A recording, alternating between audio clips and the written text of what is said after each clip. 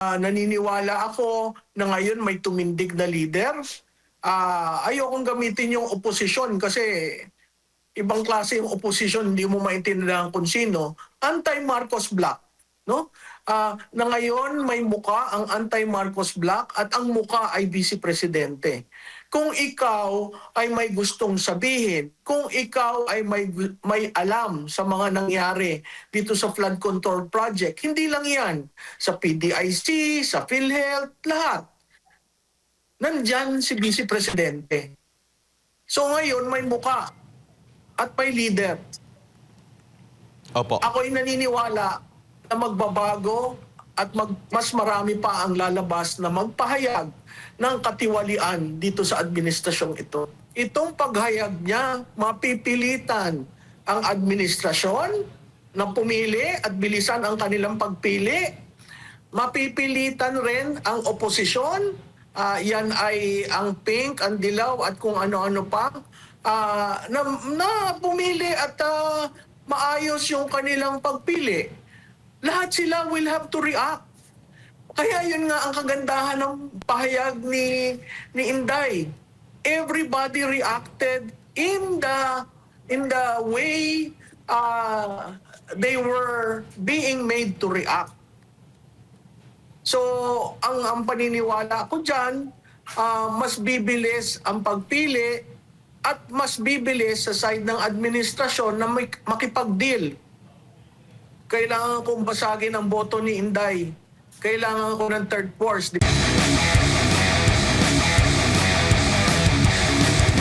Meron pong pahayag yung si Attorney Conti na baka raw mabanggit or mababanggit doon sa kaso ni President Rodrigo Duterte doon sa ICC ang pangalan ni Vice President Sara Duterte. Ano po masasabi niyo rito, Prof?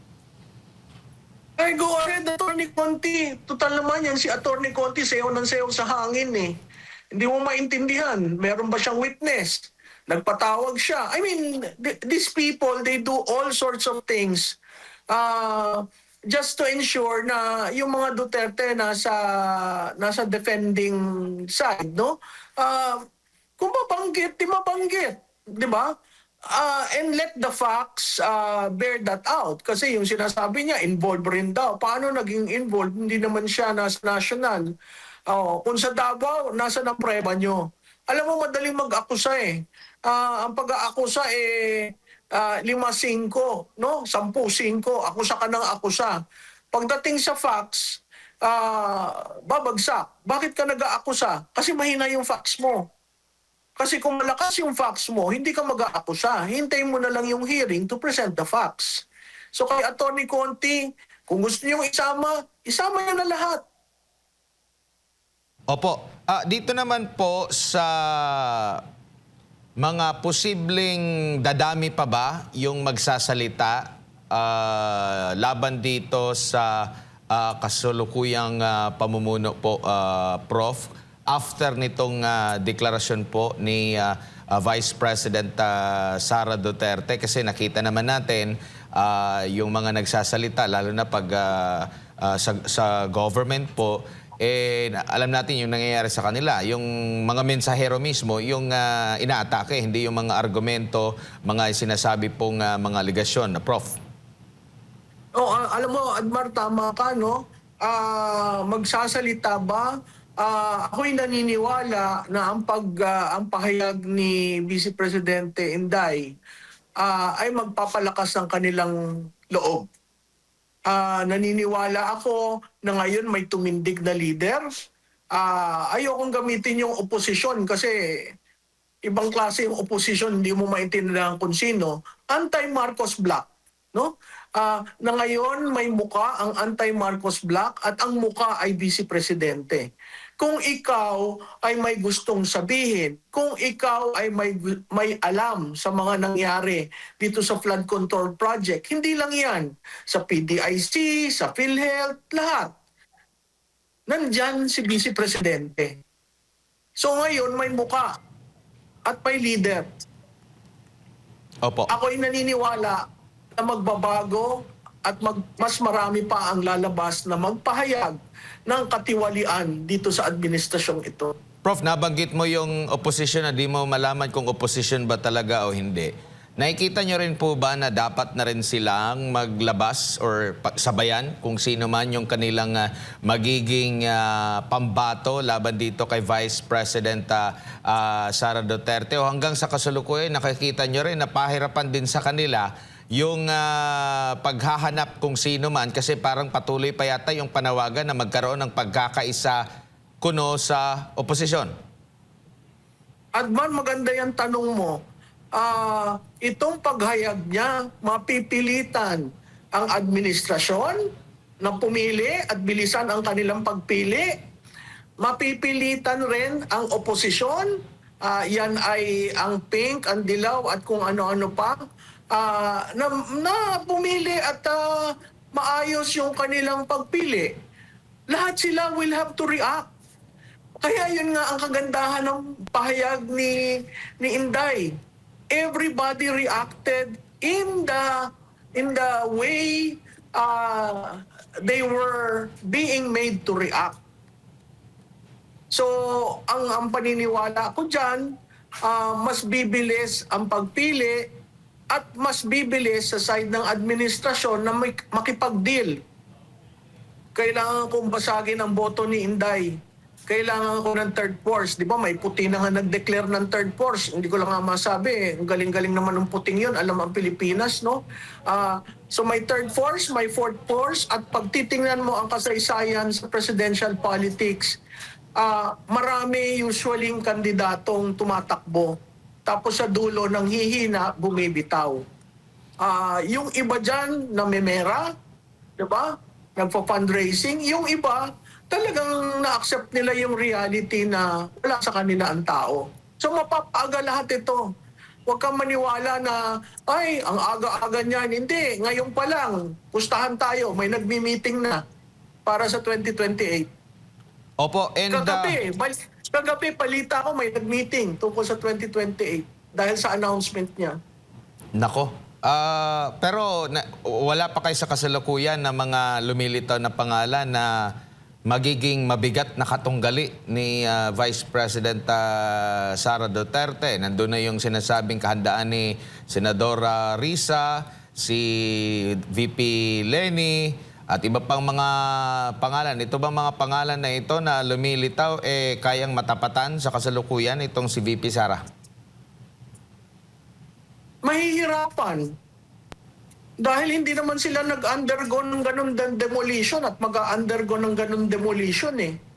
Malilinis yung mga yan. Hindi, di ba? Yun nga ang isa, pinackage na parang santo. So, ang tingin ko, mahihirapan ring humayag. Dahil, ganun pa rin, usapin ng makinarya, usapin ng pondo, ang mahihirapan mamili ng kandidato ay yung administrasyon. Kandidato kasi nasa kanila yung pondo at makinarya. Pero babalik ulit tayo sa kasaysayan. Yung bang may pondo, yung bang may makinarya, nananalo ng eleksyon. Kaya balik-balik tayo na sa kasaysayan. Yung sinasabi nila, maaga pa yan. Tingnan mo nangyari kay Binay, tingnan mo nangyari kay Villar. Oo, given yon. Pero iba namang circumstance si Inday Sara. Opo, napag-uusapan po ito po, Prof. Sapat na ba yung naging experience at naging katatagan ni Vice President Sara Duterte sa nakalipas na mga taon na siya talaga ay tinuligsa, binato ng putik sa natitirang taon ng termino na makaka-injure ulit siya? Alam mo, yung pagtuligsa, yung putik, sapat na ba? Sobra-sobra nga eh, no? Doon sa tanong mo, makaka-endure ba siya? Ako'y naniniwala na kakayanin niya. Doon sa maagang pagtapon ng putik yan, at yun ay parte na rin lang ng pagdating ng kampanya na itapon na. Ano pa ba namang itatapon? Opo. Diba? Usually sa kampanya nagkakaroon ng krisis dahil biglang all of a sudden may ganito, may ganyan. Ngayon, meron kang 10 months ng 2026 meron kang 12 months ng 2027 at meron kang 6 months ng 2028. Mamili kayo. Opo, huli na lang po, Prof. Doon po sa mga maaring magtanong o hindi Duterte at magtatanong, ano bang may pagmamalaki niyang si VP Sara Duterte? Baka dahil lang sa kanyang apelido at ano ba ang naging performance niya? VP lang siya. Ano ba ang naging performance niya? Or may higit pang dapat malaman yung mga hindi pa nakakaalam po, Prof, tungkol po kay Vice President Sara? Well, Admar, kailangan lamang na ulitin kung ano yung programang ginawa niya sa DepEd.